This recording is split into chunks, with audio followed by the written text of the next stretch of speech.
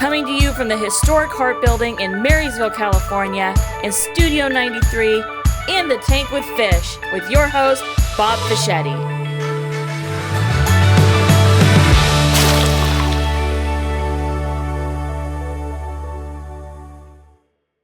All right, so we're at the 93 Cube booth at the Be Prepared Fair, and I'm going to go around and talk to a few people. But man, there's a lot of events, but this is the most important. We're playing music. It's what we do. We're a radio station. So let's go down and talk to Sarah, and we'll be talking to her about the Be Prepared Fair, why we have it, what we do with it, why it's important. And so, can I disturb you for a minute? You can always disturb me. Actually, I'm disturbing you. You can disturb her. Okay. Yeah. This is Sarah Baggett, and she is the primary organizer. She won't say that because she gives credit to everybody. Of course, it takes a village, right? So I am guilty. This is the one time you're going to hear this. I am totally guilty of showing favoritism.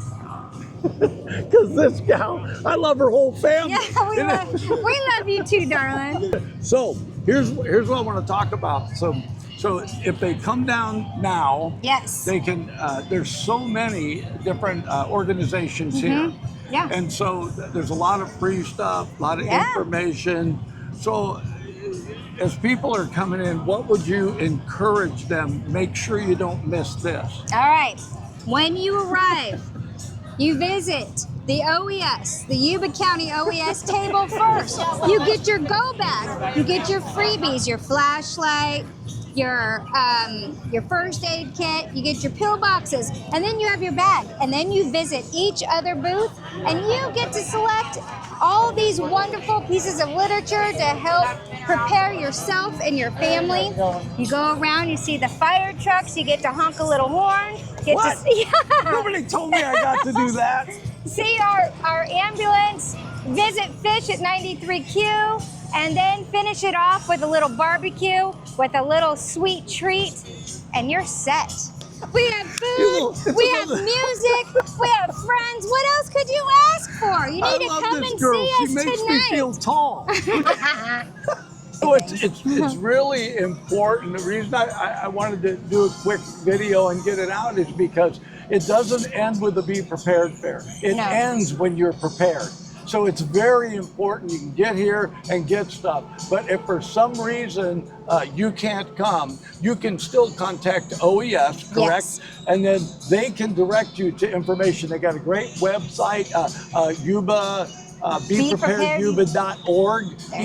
Easy breezy. Yep. And so, like, I want to tell people, if you don't have a go bag, don't go another day without one. They've got stuff here that you can put in them, but they have lists that'll tell you what other items you should have in it. Right. I was trained to have 72 hours, 3 days in a pack, right? And so usually by the time 3 days pass, you can find a resource or whatever. They're ready to help. Yeah, Yes. truly prepare for your family, right? We talk about if your family's not together when an emergency happens, you should already have a plan of where you're going to meet. Have a right? designated How you're going spot, to get a hold of each other. What'd you say? Designated area. Yeah. For sure. Yeah. We're prepared on both ends. This is a prepared family, I'm telling you. So anyway, I want to do that, and then I'm going to take a minute. We'll go around, we'll visit some other things. But I wanted Sarah to kind of cover that initial thing, invite everybody out, bring everybody, and explain to them this is a breeze. Literally, it's a breeze. It is beautiful. It is beautiful. It's nice out here. Yes. And then, but they'll get a chance to go around. I'm going to get my go bag. I'm going there next. And Elias is going to give me my Elias is going to get you prepared. So Elias is going to show us, because when you come here, you get the BePreparedYuba.org website, and you want to keep that because you want to go back and refer to that, right? So Elias is going to show us what goes in a go bag. Okay, so for the go bag, we have some items that are kind of important if you ever need to leave the house in a hurry, and it's always good to have as part of your plan, you know, in case you have to evacuate or have an emergency. So we have safety whistles. We have little thumb drive right here so you can store your important documents electronically. So it's important to have like important documents saved just scan them electronically. onto that. You scan them, you save them, important pictures, copies of birth certificates, important documents, insurance information, stuff I like hate that. to admit it, I don't have that one. Oh, well, we can totally get you one. All right. And then we also have a little flashlight, always good to have, in case of an emergency. And we have a little bag right here with some of those items that I can give to you. And also, we can sign you up for some code red notifications, and we can look up your zone. So let me talk about that for a minute. Yeah. I'm signed up for Code Red. Oh, I don't have my phone, but I'm already signed up for that. But I am not signed up for my zone. How do Okay. I find my zone? We can totally look that up for you. If you go to the beprepareyuba.org, you can click on the Know Your Zone icon. So yeah, we can totally look up your zone. It's based on your address. You can go to our website, beprepareyuba.org, and sign up for the code red alerts and also to look up your zone. So let me get this right. So if I get a Code Red alert and there's an evacuation or something going on in my zone, they will give my zone by number, right? Correct. Because there's too many streets in the zone that listed by Correct. street. And so the county is divided in small sections, and those are the zones. So if anything is going on in a particular zone, and we don't want to cause any panic or to zones on the opposite side of the county that are not being affected, it's very targeted based on the location. Okay, we're gonna get out of the way. But Elias, thanks so much. Hey, you're very man. welcome. Thanks. Thanks. So let's talk about radio. You guys do all kinds of communication. Do you sell it? Or you just talk to people that get on?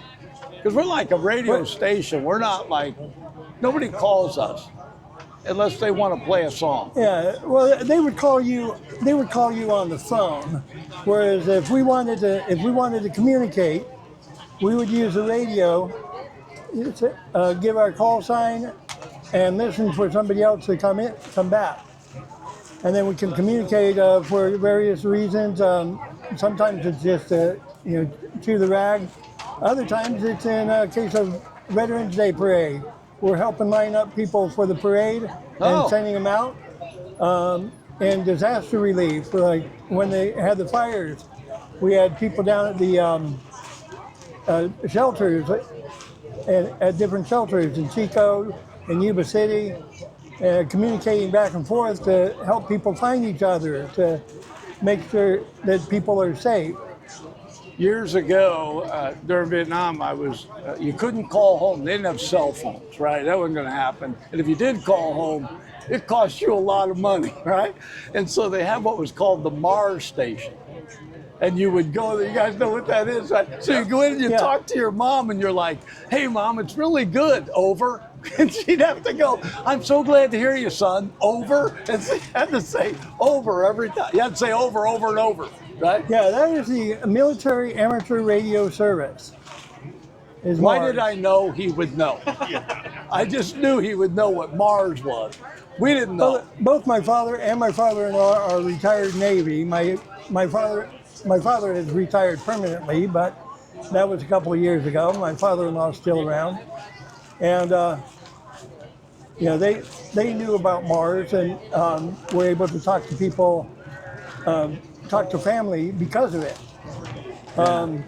It was really great because we didn't know what was going on at home. It was way different than it is now, where you'd be getting video, right? We didn't get video. So hearing your parents' voice or whatever, I had all of us boys were in the military at the same time, and so we could even connect with each other. But you had to know where they were, and sometimes you couldn't connect with them. But that was a great service. So you guys, during an emergency, you'll just go wherever they need you. Yeah, we'll go where they need us for communications. The first thing we do, though, make sure our family is safe. Once our family is safe, we help others find aid, find shelter, be safe. Basically, get out of harm's way is what it is. Yeah. Well, listen, thanks. What was your name again? I My can name read is it. John. I'm so bright. Oh, this is John. In case you can't read that, can you get a close up of that? That's John. KI6UDF. Yeah. Yeah. Yeah. Yeah, if you're listening on the radio, if you're listening on the repeater, it's KI6UDF, or I'll usually say Kilo India 6 Uniform Delta Foxtrot, and I that's had the way to I learn that. identify myself. All right. Well, thanks so much for taking the time to talk with us. I'm going to find out who else and what else you need to go to during an emergency. But thank you guys.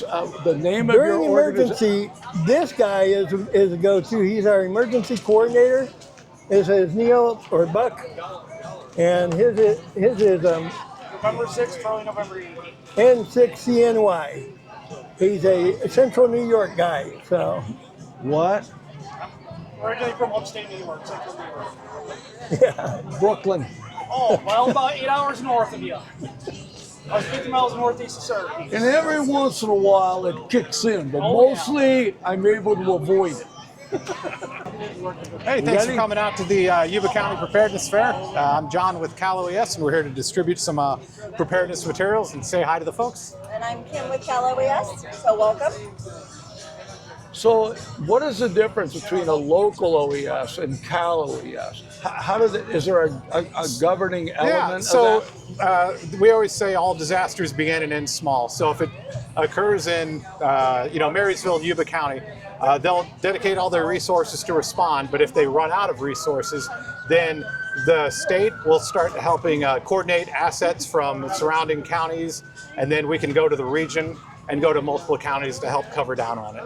So, I just want to know, how many FEMA classes have you taken? 4 pages worth of certificates, because I looked the other day. Yeah, I've got 30 years of pages So- worth. I had to Some take more. so many of those in the military, Yeah. right? For men, that it didn't make sense to me, No. all of it, gotta do until something. I did a tabletop. Yeah. And then the guy It all comes explained it, together. and you went, "Oh, this is how this works." So when you were talking about that with the state, so if there is an element where, at what point does the OES office locally have to call you guys and say, "Hey, we're They've overrun"? exhausted all local resources. Right. Yeah, So they're- then they They're call assigned their own reps, so they can call their rep whenever they're having issues. I'm assigned to Yuba County. Well, come on. No offense, bro. That's all You right. used to be assigned to Yuba County. Yeah. So I think sometimes people don't realize how important it is that we have these services.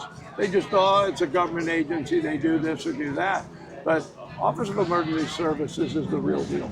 Oh, thank you. You guys, you never, we don't get to determine natural disaster. Yeah. We don't get to decide when Mother Nature or whatever is going to happen. Yeah. But you guys handle way more than that, and you're trained for so much more. That's why I ask about the FEMA classes, because it's not just the event itself, it's coordinating all the efforts, all the different agencies. Yep, and it's the I national don't want your resources job. too is a big deal. So yeah. So I just want to talk for a minute, because we're at the Be Prepared Fair. I want to just talk for a minute about how Yuba Water Agency ties in to all the different emergency stuff that goes on. And I know you guys got an event coming up at the 530 Event Center for that. So can you talk about that? Yeah, we have an event, our community town hall, really highlighting Yuba County's flood risk and increasing the awareness for flood risk throughout the county. And just we will be having our partner agencies from both the county OES, the Sheriff's Department, and our local reclamation districts to highlight flood risk, what we do to when there are high water and our response to it, as well as how we are prepared for the next high water event. So it's going to be great stuff, open to the community. We invite and encourage everyone to come out and really learn about your flood risk. So that's a town hall, and that will be at the 530 Event Center, which Yep. is 1104 J Street in Marysville. Yep. You're shocked I knew That's that. awesome. may I not- would have had to look at the address. I may not know your name. No, you but I don't know- remember me. Again. Sammy, can you go by an address? Just call yourself. You could be 12 Sammy Street. I like would it. get it. That's the 12 Sammy. That's going to be my name. I like What'd it. you get? But yes, October 29th Okay. at 5 p.m. So, All right, so this is a great opportunity. Yuba Water is so involved in the community in a myriad of ways. And I think that it's important that, you know, you hear the name, but going to that event will help you understand behind the name. Yep. There's a behind the name. And if you're lucky, you'll get to hear Dee Dee Cordell talk. oh, I think so. I think if you get there early, you will hear Dee Dee Cordell talk. I refer to Dee Dee as Little Miss Golden Voice, and she has got the voice for radio. So I'm enamored does. with it, right? Yes. Sammy, it's good to see you. Good to see you too, Fish. Where can people go for more information? Oh, there you yes, go. people for the You should do my job. that's why we have her. She reminds us, keeps us on track. Go check out Yuba Water's Facebook page for more information on the town hall, and yubawater.org for more information on what Yuba Water does with flood risk reduction in the area. So that's another one that's easy. A lot of these you'll notice they end with .org. And yubawater.org, once you get there, all the different stuff they do that we advertise on 93Q that we talk about, taking care of the fish. I love it. Teaching kids about the fish habitat. Yes. These are great things that you got. Keeping the fish alive.